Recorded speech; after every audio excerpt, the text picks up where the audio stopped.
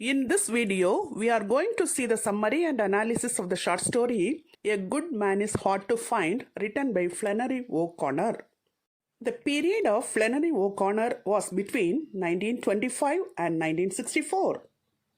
Her original name is Mary Flannery OConnor. She was an American novelist, short story writer, and an essayist. She was born on March 25, 1925 in Georgia, United States. She has received the 1972 U.S. National Book Award for Fiction for her complete stories. Her notable works are Wise Blood and The Violent Bear It Away. She died on August 3, 1964 in United States. A Good Man is Hard to Find is an important story written by her. It is a Southern Gothic short story first published in 1953. It is a story of a family of 6 which on its way driving to Florida from Georgia gets wiped out by an escaped convict who calls himself the Misfit. The story is a black comedy in which a serial killer is the only character that understands why a good man is hard to find. The important characters of the story are the grandmother, who is the protagonist of the story. She is Bailey's mother.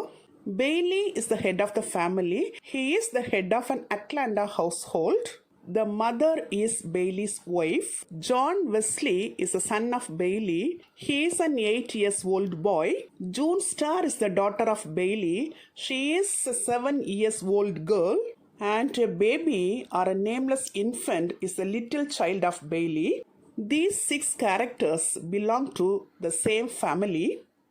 The other characters in this story are the Misfit, an escaped convict. He is a wanted criminal.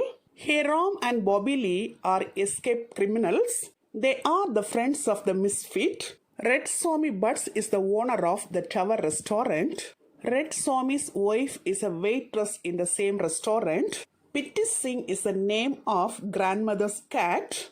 And Edgar Atkins Tea Garden, or EAT, is the old suitor of the grandmother. Now let's see the summary of the short story. Bailey's family has planned to go for a trip during their vacation. Bailey takes his family members from Georgia to Florida for vacation in his car. The grandmother suggests him to take them to East Tennessee. The grandmother warns them, pointing out an article about the Misfit, an escaped convict, heading toward Florida, and adds that the children have already been there. John Wesley suggests that the grandmother stay home, and June Star says nastily that his grandmother would never do that. On the day of the trip, the grandmother hides her cat, Pitty Singh, in a basket in the car. She wears a dress and hat with flowers on it so that people will know she is a lady if there is an accident. During their journey, the grandmother says a lot of jokes to the children.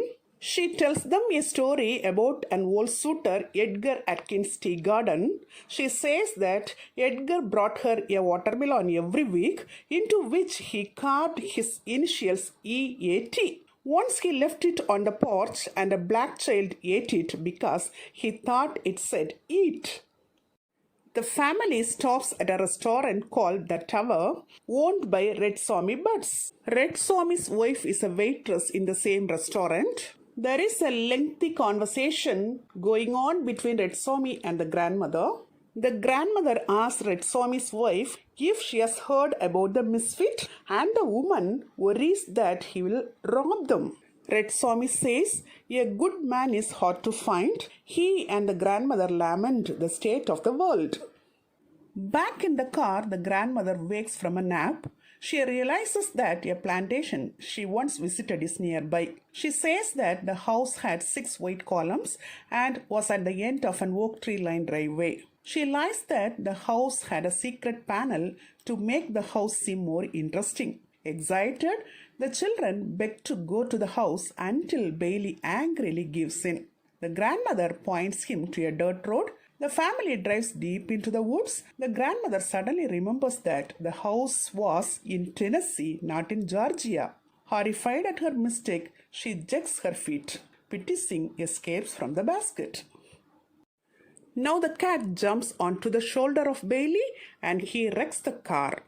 In the car accident, the mother breaks her shoulder. A passing car stops and three men get out of the car carrying guns. One man among the three wears no shirt. Now the grandmother recognizes him as the Misfit. Suddenly she screams seeing him. Now Bailey curses violently, upsetting the grandmother. The grandmother asks the Misfit whether he would shoot a lady, and the Misfit says he wouldn't like to. The grandmother claims that the Misfit is a good man and that he comes from nice people.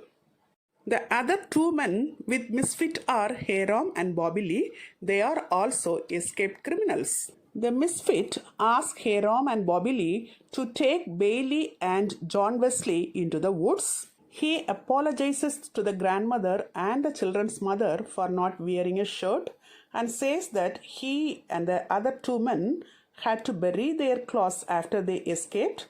He says they borrowed the clothes they are wearing from some people they met. Suddenly, the grandmother hears two gunshots from the woods. There is a long conversation going on between the grandmother and the Misfit. The Misfit tells the reason for his imprisonment to the grandmother. He says that he used to be a gospel singer. He was not a bad child, but that at one point he went to prison for a crime he can't remember committing. He says a psychiatrist told him he had killed his father. The grandmother tells Misfit to pray so that Jesus will help him. Once again, the grandmother tells the Misfit to pray to Jesus. Now, Bobby Lee and Hiram come back from the woods and Bobby Lee gives the Misfit the shirt Bailey had been wearing, but the grandmother doesn't realize it is Bailey's.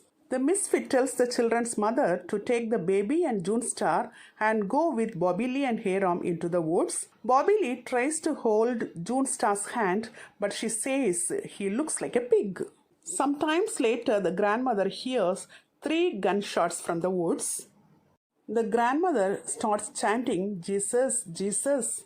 Now she cries out for Bailey. She begs the Misfit not to shoot a lady. She once again starts to pray to Jesus. The Misfit says that Jesus confused everything by raising the dead. He blames Jesus Christ for his troubles and the dismal state of the world. He says that if what Jesus did is true, then everyone must follow him. But if he didn't actually raise the dead, then all anyone can do is enjoy their time on earth by indulging in meanness. The grandmother agrees that perhaps Jesus didn't raise the dead. The grandmother calls the Misfit one of my own children, and the Misfit shoots her in the chest 3 times. Now the whole family of Bailey lost their lives. The grandmother died as she is killed by the Misfit. Bailey, his wife, and his 3 children are killed by Hiram and Bobby Lee. Now Bobby Lee and Hiram return from the woods. They all look at grandmother. The whole family is killed by the Misfit and his men. The Misfit says that the grandmother could have been a good woman if someone had been around to shoot her every minute of her life. Finally, he says that life has no true pleasure. With this, the story comes to an end. Now let us see the themes of the story. The major themes in this story are the elusive definition of a good man, the unlikely recipients of divine grace, imitation of God, anguish, mercy, and charity. Till now, in this video, we have seen the summary and analysis of the short story, A Good Man is Hard to Find, written by Flannery OConnor. Hope you would have understood it very clearly. Thank you for listening.